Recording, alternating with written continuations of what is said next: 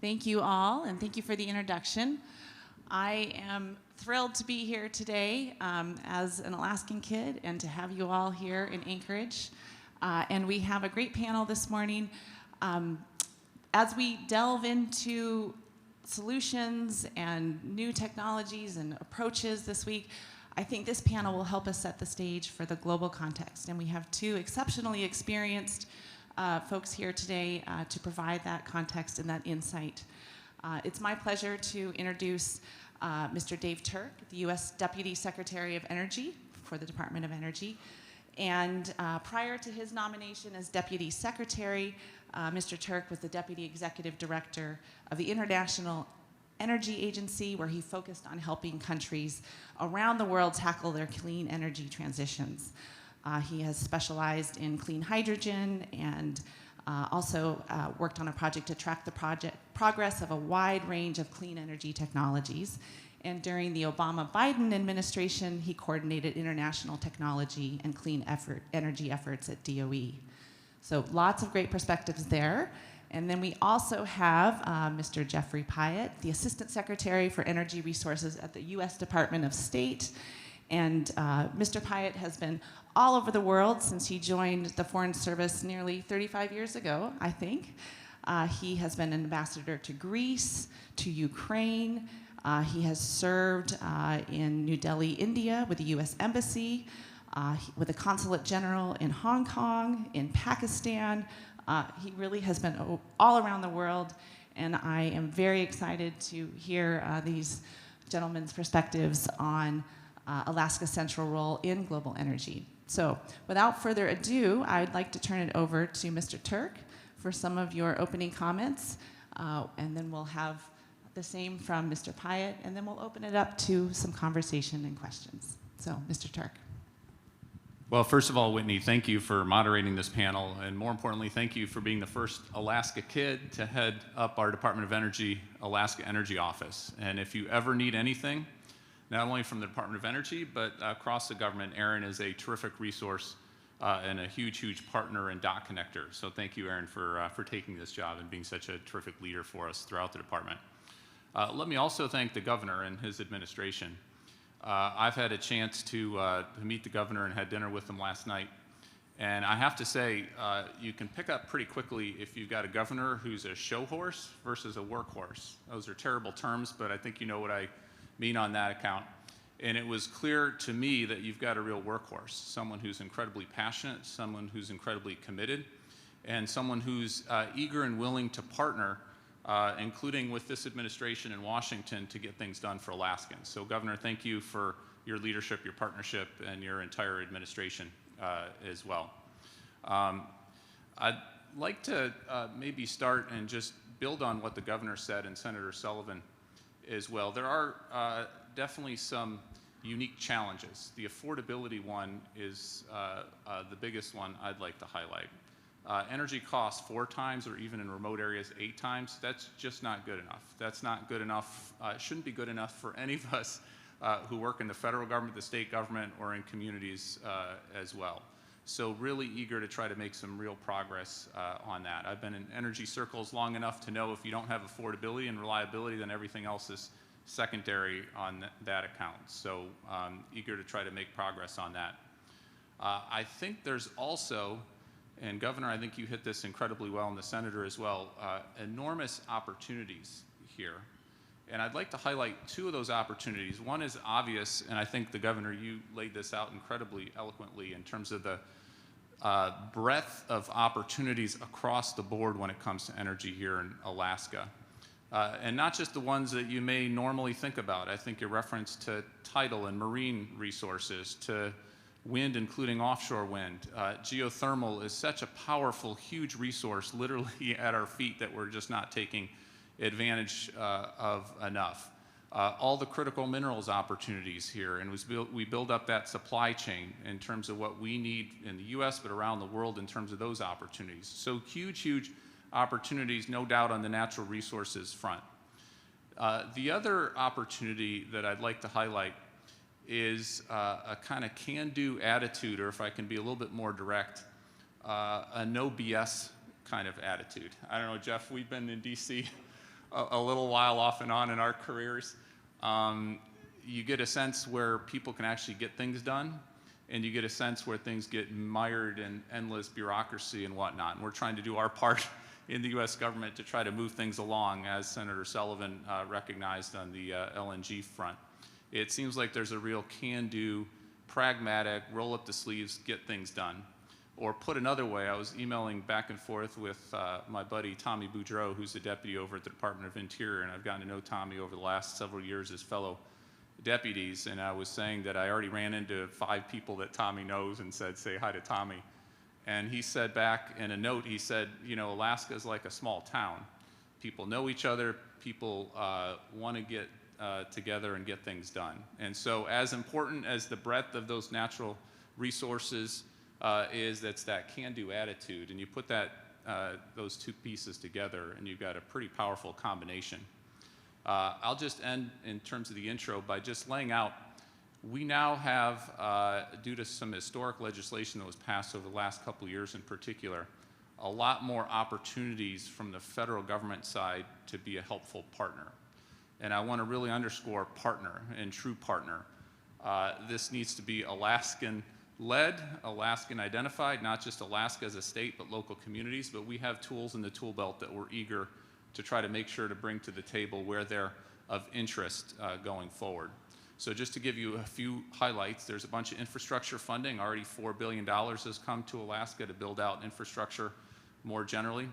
We've got a phenomenal range of tax incentives across the board when it comes to clean energy technologies. We've got a couple hundred of our Department of Energy experts working with Treasury and IRS to make sure that we get the most out of those tax incentives. 10-year tax incentives for most of them, providing the investment certainty across the range of clean energy technologies, Governor, that you outlined. Incredibly, incredibly powerful wind at the back of all of this investment. Just at my department that I work for, at the Department of Energy, we've got $100 billion additionally beyond the tax incentives to do all sorts of rebates for consumers, to do cost share programs to build out clean energy manufacturing in our country, critical minerals supply chains in our country.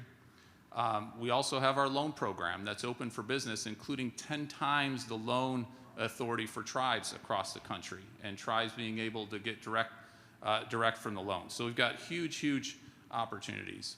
So let us know what we can do to be a as good a partner as we can. My biggest fear is that there's a tribe or a community or the state as a whole who could benefit from this federal resources. You're all taxpayers, we're all taxpayers, we're funding this, but you don't take advantage of it. So that's where we need Aaron, that we need the rest of us connecting those dots and making sure, Governor, your vision is achieved for the state going forward. My concluding message is for those who are investors in the room, not only as a U.S. Department of Energy Deputy Secretary, but as an energy analyst, boy, is this a phenomenal time to invest in Alaska on the natural resources, the clean energy side. I think history will reward those who are big and bold and early in this space. So happy to have further conversations about what that actually means, but it's a pleasure to be with you all, and really looking forward to the discussions today and through the week. Thank you, Mr. Turk. Mr. Pyatt. Great. Well, good morning, everybody. Thank you, Aaron. First of all, let me say what a huge pleasure it is to be here, and thank you to Governor Dunleavy for the invitation. This is my first time in Alaska. I'm a native Californian. There's a lot about Alaska that feels familiar. The commitment to the outdoors, the respect for the environment, but as the governor emphasized last night, it's just a whole lot bigger than I'm used to. So I am here for 2 reasons. One, because when I was going through confirmation, I promised Senator Sullivan that I would try to get up to Alaska, and he actually had my job at one point earlier in his career, and he is the chair of or co-chair of the Foreign Service Caucus in the Senate, so he's a very important member of the Senate Foreign Relations Committee. I'm also here, however, because Secretary of State Blinken has mandated us all to really focus on a foreign policy that works for the American people. So it's really important for me to understand who I work for, and that's you. And especially having spent the past 9 years living overseas as a U.S. ambassador, it's been really powerful for me to spend time traveling around the country and to understand how the global energy issues that I'm responsible for touch everyday Americans. It's also great to be here with Deputy Secretary Turk. I would argue there has been no moment in history where the partnership between the Department of State and the Department of Energy has been more important than it is today for reasons that I'll talk about in a few minutes. But I will also make the point that I think there are very few states that bring home the issues that I'm responsible for in the way that Alaska does. And Governor Dunleavy talked a little bit about that in his remarks on all of the above.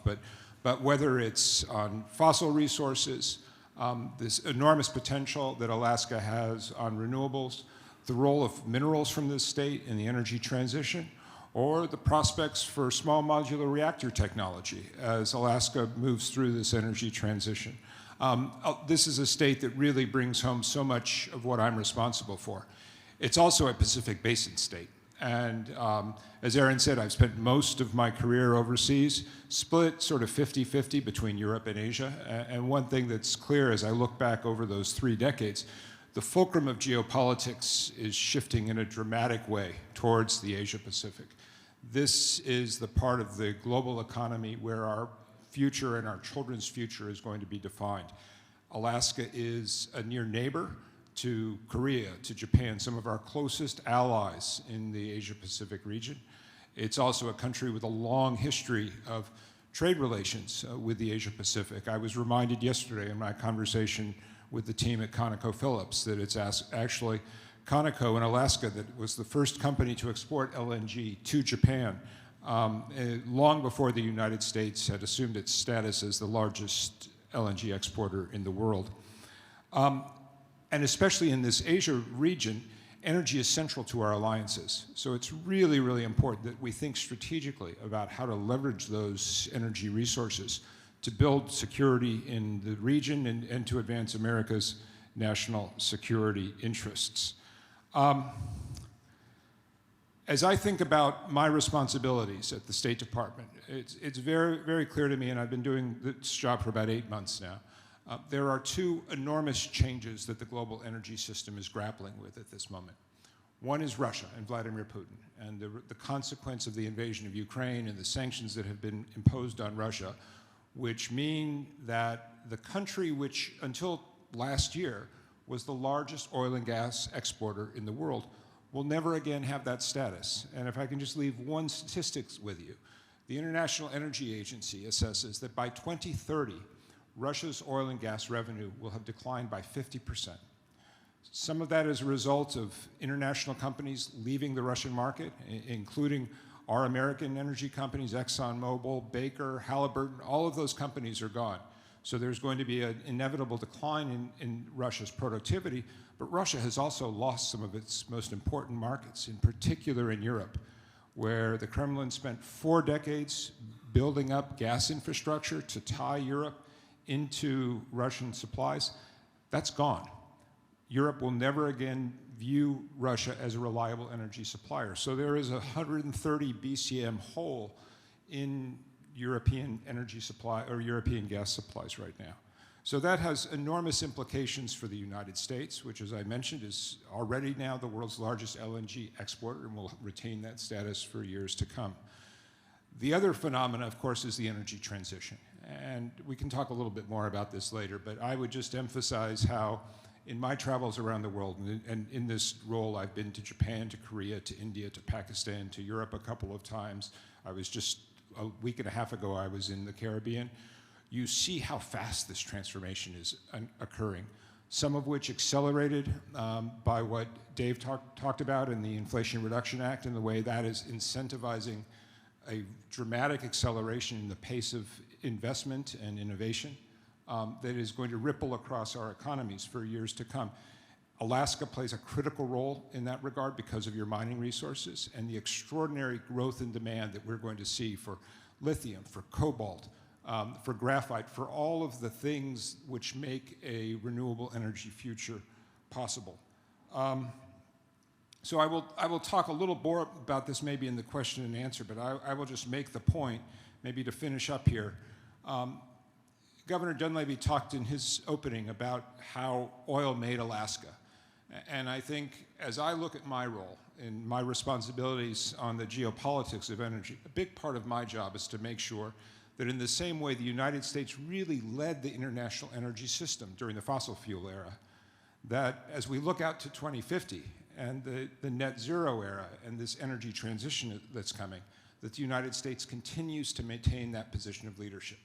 But that leadership is going to depend as much as anything on the resources of this country, on the innovation of our scientists and our engineers, the entrepreneurial energy and capacity of our businesses. So it's a really, really important time for the partnership that, as I said, Secretary of State Blinken has mandated all of us to build. So like Dave, really looking forward to the conversation and really appreciate, Aaron, the opportunity to be here. Thank you. Thank you very much for your opening comments. I'd like to start thinking globally and direct a question to Mr. Pyatt. What specifically do you think Alaskans should be aware of in terms of how they fit into the global energy system? Thanks. So I think the first answer is those two big changes that I talked about. But not to be afraid of this, to recognize it, as the governor said, as a real opportunity. I don't need to lecture anybody in this room about the reality of climate change.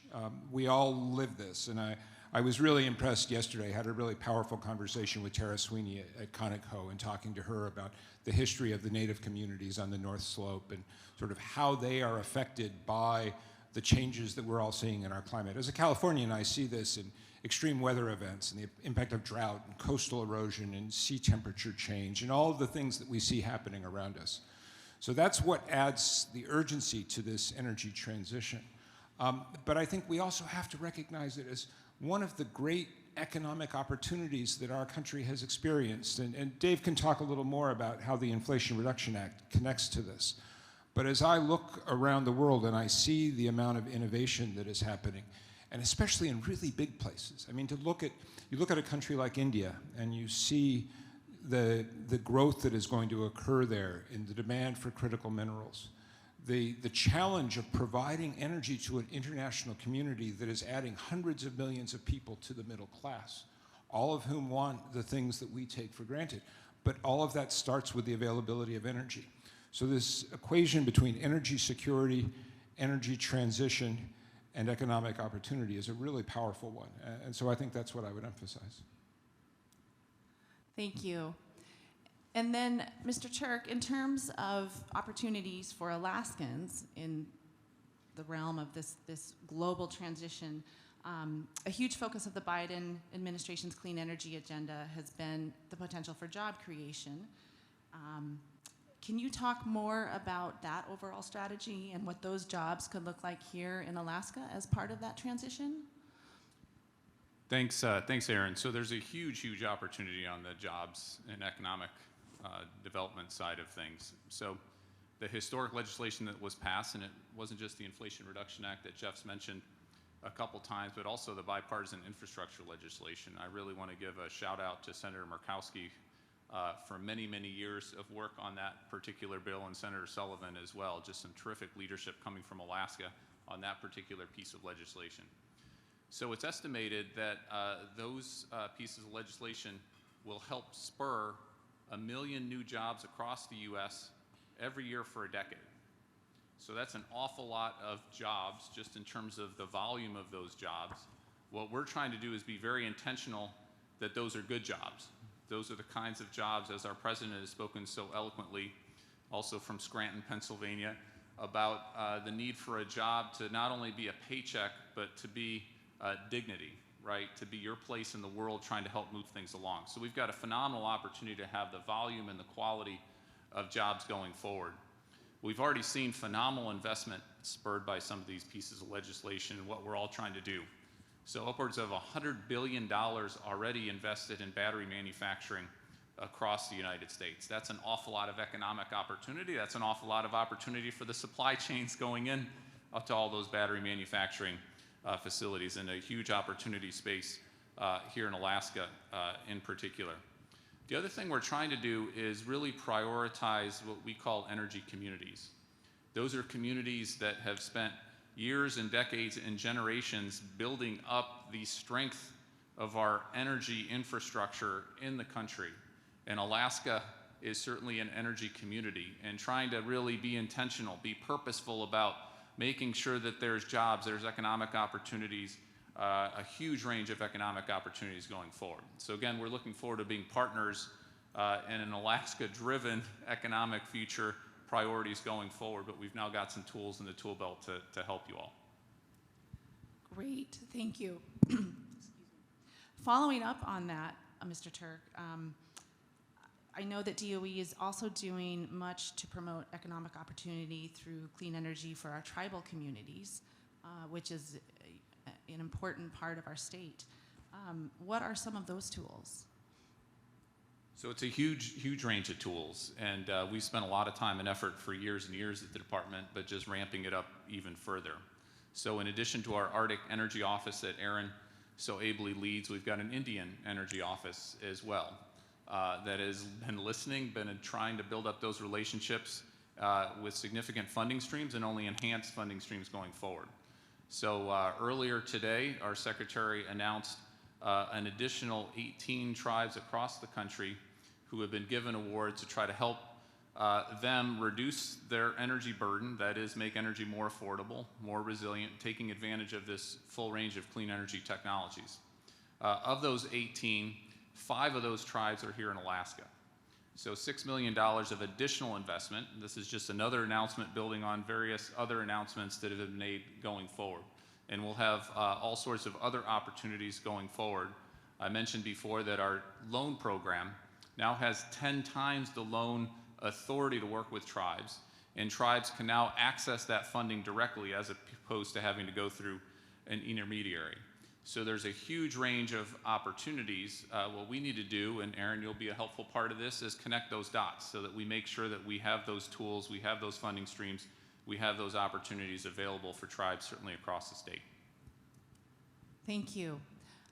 Building on that, Mr. Pyatt, how do you see our indigenous communities being a part of the global energy transition, and how can Alaskans engage with the Department of State on this work, energy security, and larger issues of decarbonization? No, well, thanks, Aaron. And learning more about the tribal overlay with the Alaska energy story is a big part of what I'm hoping to accomplish here over the next 2 days. But let me say on the broader question of decarbonization, this is really absolutely central, I think, to our global energy approach. We are working an international agenda which aims to ensure that the energy process that our partners and allies around the world are going through drives towards the rapid reduction of the CO2 methane intensity of that energy source, whatever it may be. Alaska is already in a strong position in this regard. Senator Sullivan talked a little bit about it. I heard more about this yesterday when I was talking to ConocoPhillips in terms of best practices here, in terms of methane management, in terms of non-flaring, opportunities to do a great deal more in the future as we accelerate the deployment of carbon capture and sequestration as part of the core business process for our international oil companies. Looking at the area of green hydrogen and the transformation that this is going to produce, especially in hard-to-abate sectors like steel, like chemicals. How do we use the green hydrogen economy to reduce the carbon intensity of the things that are most central to our civilization? I mean, steel, cement, all the things that define modern life are also sectors that do not lend themselves easily to being powered with wind or solar or nuclear. So we have to find other mechanisms for that. Again, this is where the Alaska LNG project is really interesting because it already, as Senator Sullivan described, hits some very strong benchmarks in terms of the carbon intensity of that production, but also because of the role that LNG can play in assisting our allies to accelerate the phase out of coal, which has been a big part of the story in the United States. We would like very much to see that same phase out happen as fast as possible. For instance, in the Asia Pacific, in Korea, in Indonesia, in India, in Pakistan. But that's going to require a lot more gas in order to fill that gap while we continue to scale up capacity for sustainable, renewable energy, zero carbon energy, which is also going to require a lot more of the things that Alaska also produces in terms of critical minerals. Thank you. Were you scribbling notes to add something to that, Mr. Turk? No? No, that's okay. Happy to always add, but Jeff said it incredibly well. Okay, great. Moving back to you, Mr. Turk, can you describe some of the clean energy success stories that DOE has already seen here in Alaska, and perhaps where you'd like to see us go?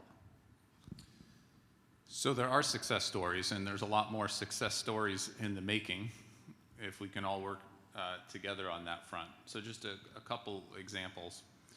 One is Shugnak, where they've actually saved $200,000 a year off of expensive diesel and building out the wind, the solar, and some storage. And we see some replication of that again and again across the state. Doesn't mean it's easy, it doesn't mean it's quick. We've got to think and work and make sure the systems are tailored for the particular communities in terms of what's going to benefit them the most. And there's other examples across the state, including using the full range, as the governor said, of the natural resources here. So there's a really cool technology to take advantage of river currents in ways that don't screw up the salmon and ways that aren't your traditional hydroelectric dams. We've been working on that, our National Renewable Energy Lab, among others, working on that for years and years and making sure that that available is at a price point that's competitive going forward. So we've got some success stories, but we all have to keep our eyes open that there's a huge opportunity space going forward. We need to really accelerate those success stories going forward. It's clear to me that we've got an awful lot of leadership in the room, from the governor, from the senators, from others here in the private sector, from tribal leaders. We need the partnership, right? If you're going to succeed, it's tough to do things by yourself, and that's where we look forward from the Department of Energy to bring some of these new tools that we've got to be as helpful as we possibly can. And then the most important part, you got leadership, partnership, most important part, and this is where determines the scale and the scope of those success stories, is execution.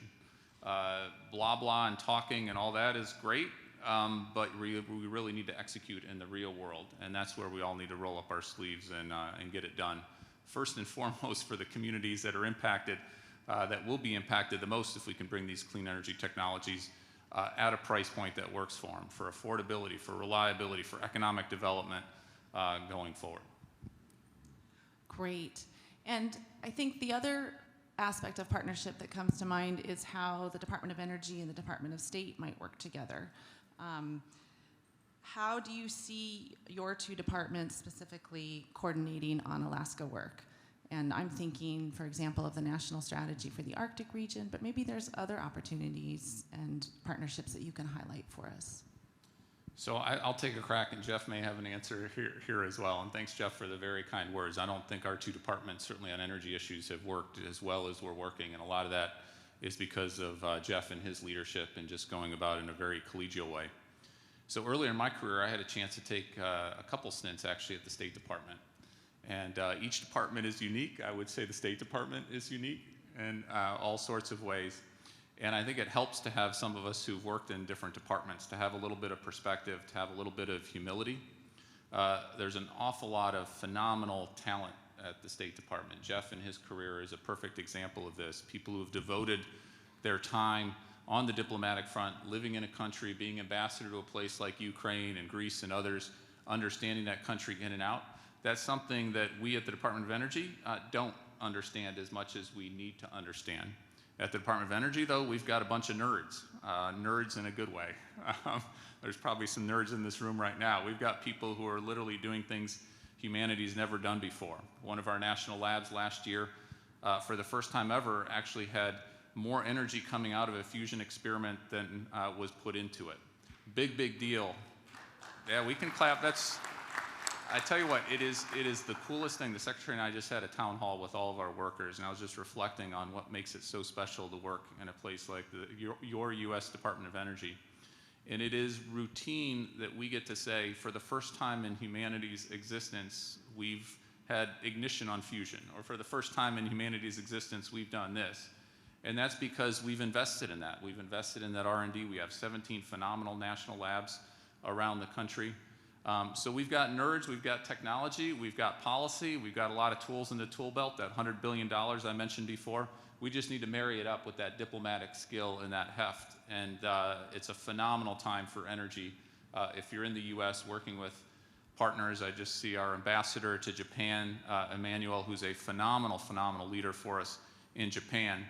I know in talking to Japanese colleagues, or Korean colleagues, South Korean colleagues, or others, they want US partnership, public, private, private. There's a thirst for that kind of US leadership around the world. So we just need to execute on that too. Thanks. So I'm just going to pick up right where Deputy Secretary Turk left it, which is to emphasize the really vital importance of American leadership. And I will say, I have served now over multiple administrations, Republican and Democratic, mostly overseas. And one of the things you see all the time is the tremendous appetite for U.S. engagement and the appreciation of American leadership, what our economy can do in the innovation in the tech space.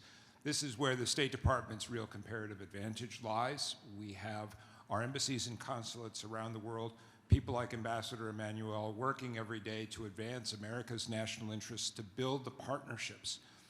And I think when I look at the transitions that we've talked about, the decoupling with Russia, the larger energy transition, what's really interesting to me is that almost every country in the world wants the United States to be their preferred provider. We have competitors. That's something that's changed over the course of my career, and we should have no illusions that there are countries out there that wish us ill. But the vast majority of the world wants to see us succeed. They admire enormously what the United States represents, and they want to build those partnerships, and that's what the State Department does. And I will also say, you know, in all of my ambassadorial and other manifestations, I've always enjoyed having very strong Department of Energy representation overseas. I actually spent 3 years at the U.S. mission to the International Atomic Energy Agency as the #2, the DCM, and as the charge, the guy who runs the embassy when we didn't have an ambassador.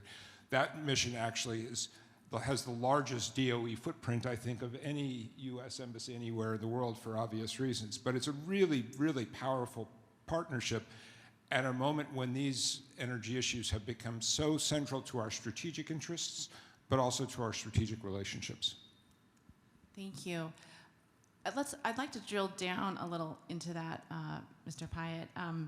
Can you offer some more of your perspectives about how Alaska specifically factors into that U.S. narrative of energy security and production? So one example, of course, is the Alaska LNG project that we've all talked about. And I already mentioned this Russia-sized hole in global LNG supplies. That is not going to change quickly. The world is going to need large volumes of LNG to fill in behind Russia. And Russia has lost Europe as a market, and it's Russia's misfortune that much of its gas production is now going to be shut in because it doesn't have the pipeline or the liquefaction capacity to send that gas elsewhere. So the capacity that the United States has, whether it's Alaska or from the Gulf Coast, is critically important. And again, the advantage that Alaska has as part of this Pacific Basin community, and Ambassador Sullivan talked about some of the complicated geopolitics that surround some of the other major gas producers. I would also, again, come back to the issue of critical minerals. And I think we're all going to see a lot more of this. And I was interested yesterday, again, talking to Conoco, how seriously they're taking the prospect of electrification of some of their heavy equipment. I was talking a few weeks ago with Fortescue, a very large Australian mining company that has made an enormous commitment to hydrogen as a power source for all of their heavy earth moving and other equipment that they use for copper production in Australia. My home state of California, every time I go home, it seems like every other car on the 405 is a Tesla. But we are going to start to hit barriers very quickly in terms of the demand that is going to create for hydrogen electrolyzers, for cobalt, for lithium, for copper. The world is not going to have enough of these critical minerals without significant new investment. And one thing that I have learned in talking to a lot of mining company CEOs is they all remind me that they are in an industry that is defined by long lead times, maybe 10 years from initial breaking of dirt to your first production. So it's really, really important that we think strategically about where we see these demand requirements going, and that we be very conscious of the challenge that we face, because China has such an overwhelming lead in some of these critical technologies. Well over 90% of processing of some critical minerals, complete domination of solar cell manufacturing, a majority role in the manufacturing of wind turbines. That's starting to change, but it's going to take the concerted effort of American companies, American investors, working with allies and partners around the world, especially in big industrialized markets like Korea, Japan, and the European Union. Thank you. I have another question, but before I ask that, I want to remind folks that we'll hopefully have some time for audience questions here. If you go to the app, and I believe if you get on slido.com, and is there a, I don't know if there's a QR code to get on there. I'm hoping you all can access that and we can get some of your questions. There it is, terrific. But I want to return to your comment, Mr. Pyatt, about long lead times. You know, we are facing global energy challenges now, and we're facing energy challenges in Alaska now, as the governor referenced. How do we tackle that challenge of long lead times, given the problems that we have at hand now and the opportunities that we have now? So I would love to hand a lot of this to Deputy Secretary Turk, since one of the good things about my job is that the State Department, with one isolated exception, does not do permitting. But I think it's also a matter of being strategic. And I think you see that from the White House, from the Biden administration. I would commend to everyone, if you haven't read it, take 10 minutes to look at the speech that National Security Advisor Jake Sullivan gave at the Brookings Institution about 3 weeks ago. It's a really important articulation of the administration's approach to competition with China and industrial policy. It introduces the idea of de-risking our exposure to China, but not decoupling. And it provides, I think, a very good window into some of the debates that people like Dave and I are part of as we think about how to maintain American leadership in these industries that will be so important to the future competitiveness of the American economy. And again, I'm going to come back to it because I think it's just such an important idea.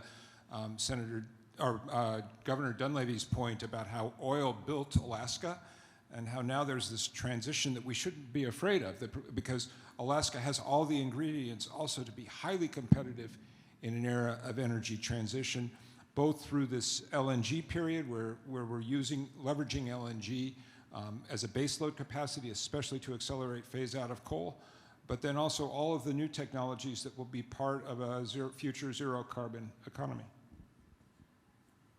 So let me just add to that, and maybe since I'm not a diplomat, I'll just be really direct. There is absolutely, as Jeff said, a competition going on. There's been a competition for years and years. As a U.S. citizen and someone who's been in the federal government a few times now, I think we've fallen asleep at the switch for too many years, to be perfectly candid. And others have kicked our ass for a while, if I can be a little bit non-diplomatic. And it feels like we've now got an opportunity with the legislation that's been passed, with the tools in the tool belt, to actually fight back and to actually compete. Now, would it have been better to have done that 5 years ago, 10 years ago, 15 years ago? Absolutely, and we'd be in a much better place than we are right now. But we do have an opportunity to fight back. We're seeing the fruits and we're seeing the potential of that vision going forward. I mentioned $100 billion on the battery manufacturing. That didn't just happen. That happened because we were purposeful, we were intentional, we're making investments, we're having the tax incentives, we're having the other programs. One of the programs we do at the Department of Energy is a $6 billion program to build up our battery manufacturing infrastructure in this country. That is intentional. That is a strategy. That is an offensive strategy to actually do what we need to do going forward. My biggest fear, I have to be candid with you all, is as we're competing, as we're actually winning, and it's going to take several years of concerted effort to actually get to the point where we are winning, that we pull back. That we pull back and say, no, we shouldn't make this investment, or no, we shouldn't make this investment. We need to be purposeful, we need to be intentional, and we need to actually execute on that side of things. So the long lead time is a challenge, but the best time to have done it would have been 5, 10 years ago. The second best time is to do it now, do it aggressively, and really build out. Thank you. Along those lines, and I'm going to expand on a question I've received from one of the audience members, what are the opportunities for federal regulatory reform? And this question was asked in regard to geothermal technologies, but for other energy technologies that we have opportunities for in our state. So let me be direct on the permitting piece in particular, which is of course federal, but there's state and local as well. We do not do as good a job as we need to do, as quick a job as we need to do on the permitting side of things. It should not take 8, 10 years to permit a transmission line in our country. It should not take that long for any project. There's legislation under consideration, but there's also a lot that we can do from the administration side of things. So one thing that hasn't gotten much attention yet, we actually took an old law from 2005 that gave us the authority to work with others in the federal government to actually have a 2-year limit on the amount of time it takes to permit transmission in the country on federal lands. Now, it's not all federal lands. We've got to work with the states. There's a number of other things that we need to have as part of that, but this is a step in that right direction. If we're going to be successful in this competition, if we're going to take advantage of these opportunities, the jobs, we need to permit much, much quicker than we do right now. So that's an ongoing effort and something I personally spend a lot of time on. A lot of us are spending a lot of time on that. Thank you. There's an interesting question here, and I would direct this to either of you. As we and as you promote LNG to meet overseas needs, what is the administration's view on the move of lower 48 states to restrict the use of gas in stoves, in buildings, and in perhaps other uses?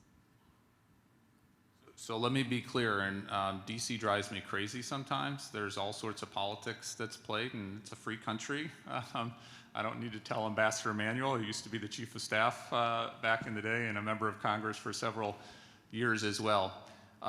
This administration, this Department of Energy is not banning gas stoves. I know that gets reported from time to time. What we are required to do is take a look at the efficiency of appliances across the board. And where there are ways to save money for consumers and to push technology to be more efficient going forward that saves money for consumers, that is what Congress has mandated us to do, and that's what we're taking a look at. But hopefully that answers the question. And if I could just add on to that, the State Department point, U.S. LNG production and U.S. LNG exports are a very good thing in this particular moment in time.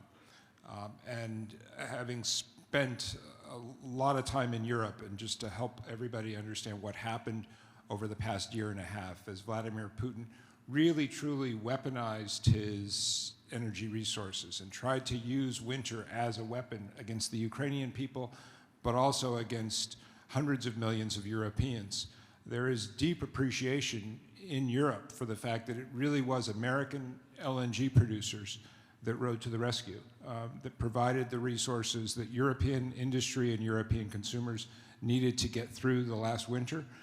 One ironic result of all of this, one is, of course, Vladimir Putin has lost Europe as a market.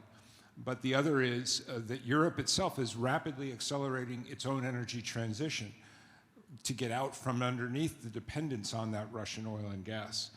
But it's going to take time, and during that period, the products that come from American producers here in the United States are absolutely vital to the energy security and national security of our allies around the world. Thank you, thank you. Lots of great questions here. I wish we had more time, but we only have a few minutes left. I think I want to end with a question about the role of Alaska in the larger Arctic region. And how you see our relationships and activity in the Arctic evolving, of which Alaska is a part in these coming years. I'll try the geopolitics of it to begin with, and just to say, first of all, I think this is a really important topic. It's one that's of growing relevance in Washington. It's really Senators Murkowski and Sullivan that have led the charge in raising attention to this, but the Biden administration has also stepped forward with an Arctic strategy. We have a nominee to be our ambassador for Arctic issues. Last September at the UN General Assembly, I was able to participate in a meeting that our counselor, Derek Cholet, had with foreign ministers from all of the Arctic Council countries. And you realize that this assortment of states, we're all going through grappling with similar issues of climate change, issues of mining and critical minerals, issues of disruption to indigenous communities whose lifestyles and environment are changing from year to year.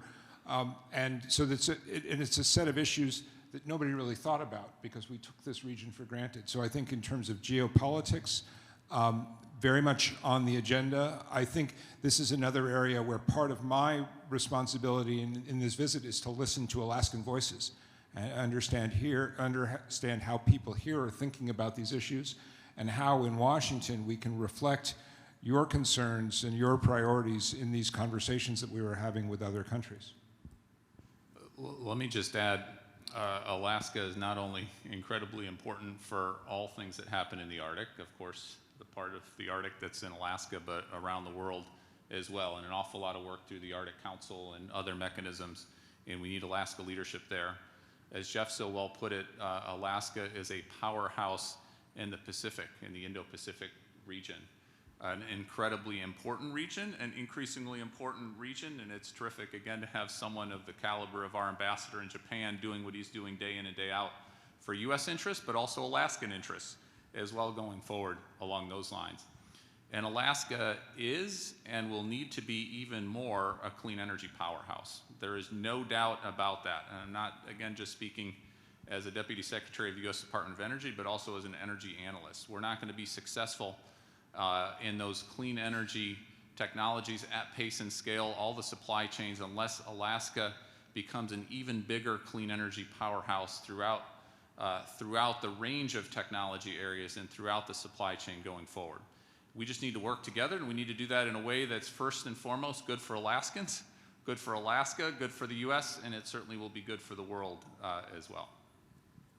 Thank you very much. And with that, I would like to thank our two panelists this morning, Assistant Secretary Geoffrey Pyatt and Deputy Secretary Dave Turk. Thank you so much.